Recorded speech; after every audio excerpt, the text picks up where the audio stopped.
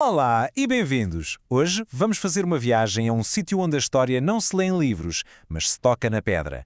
Vamos descobrir Vila Real, um lugar onde cada rocha, cada muro, conta uma história com séculos de idade.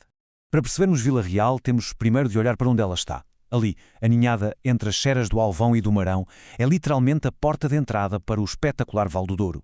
E esta localização estratégica não só definiu a sua importância ao longo dos tempos, como moldou a sua alma, criando um património absolutamente único, que vai de santuários romanos a palácios barrocos. E aqui está, no fundo, a essência de tudo. Vila Real nasceu da realeza. Foi fundada em 1289 pelo rei Dom Dinis. Mas o seu verdadeiro caráter, a sua identidade mais profunda, essa vem da terra, vem da rocha que define a paisagem e a vida das suas gentes.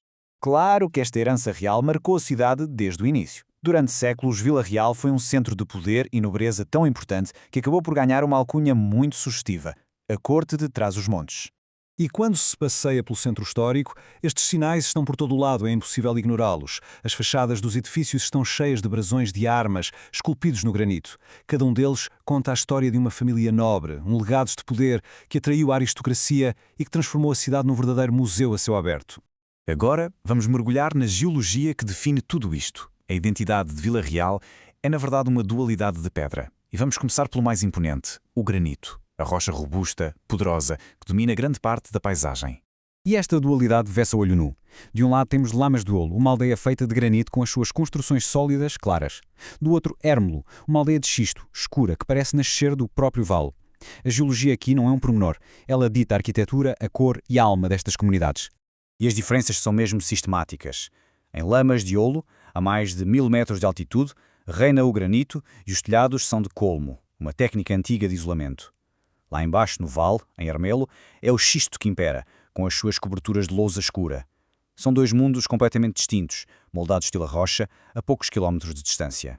O mundo do granito é um mundo de permanência, de força. As construções são incrivelmente robustas, feitas para durar milénios. Os sistemas de levadas, aqueles canais de irrigação antigos, mostram a engenhosidade humana para domar esta paisagem. E até a própria natureza esculpe os seus monumentos, como a Catedral de Arnal, onde blocos de granito se amontoam como se tivessem sido postos ali por gigantes. Deixamos então o poder do granito para entrar no refúgio do xisto. O mundo mais íntimo, mais escuro, o mundo definido pela adaptação ao meio. As aldeias de xisto como Érmelo têm uma beleza completamente diferente. As casas parecem mesmo emergir da paisagem, com os seus tons escuros e os telhados de lousa preta. Aqui há uma ligação muito profunda à água, aos rios e cascatas dos vales. É uma arquitetura de refúgio, de perfeita integração com a natureza. Portanto, para resumir, temos duas realidades. De um lado, o granito, que transmite poder e permanência, com os seus monumentos imponentes e cores claras.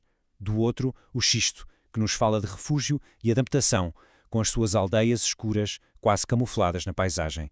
São, no fundo, duas pedras que representam duas filosofias de vida. Mas há sítios em Vila Real onde esta ligação entre a pedra e a história humana vai ainda mais longe, atinge um nível quase místico. São lugares onde a pedra não é só material de construção, é um livro aberto. E um dos exemplos mais fascinantes é o Santuário de Panóias. Estamos a falar de um complexo religioso romano com quase 2000 anos, onde os rituais não aconteciam dentro de um templo, aconteciam sobre e dentro da própria rocha. As inscrições, os tanques para os sacrifícios, tudo foi esculpido diretamente nos afloramentos de granito. As inscrições em latim e grego que lá estão permitem-nos hoje reconstruir este ritual complexo. Tudo começava com a purificação e o sacrifício de animais. Depois, o iniciado ia subindo de nível, passando por diferentes etapas, em tanques e escadas esculpidas na rocha.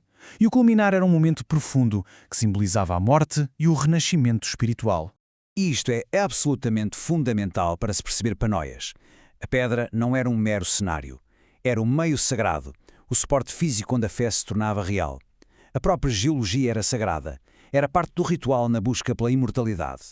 Esta ligação tão profunda com a rocha leva-nos a outros enigmas. E se a pedra, por si só, sem ajuda de ninguém, pudesse criar monumentos que desafiam a nossa compreensão? Então apresento-vos a Pedra Bolideira, em Sotelo de Aguiar.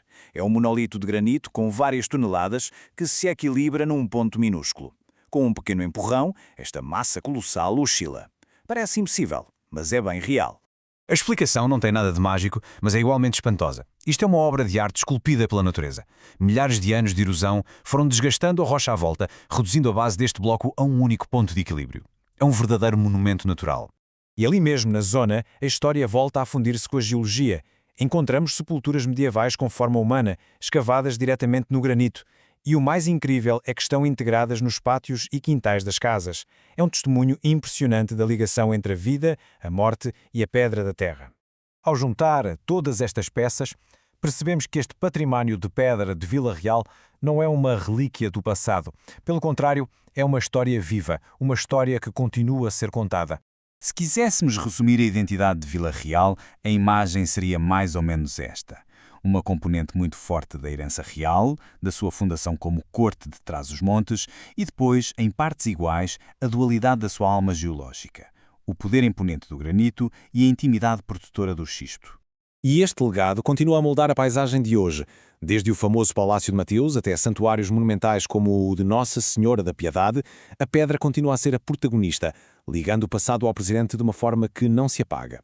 No final de contas, a história de Vila Real é mesmo isto. É um conto épico, não de reis e de batalhas escritas em pergaminhos, mas de fé, de poder e de vida cotidiana, gravado para sempre na rocha. E isto deixa-nos a pensar, se olharmos com atenção, que histórias secretas, que legados esquecidos podem estar gravados nas pedras que nos rodeiam todos os dias.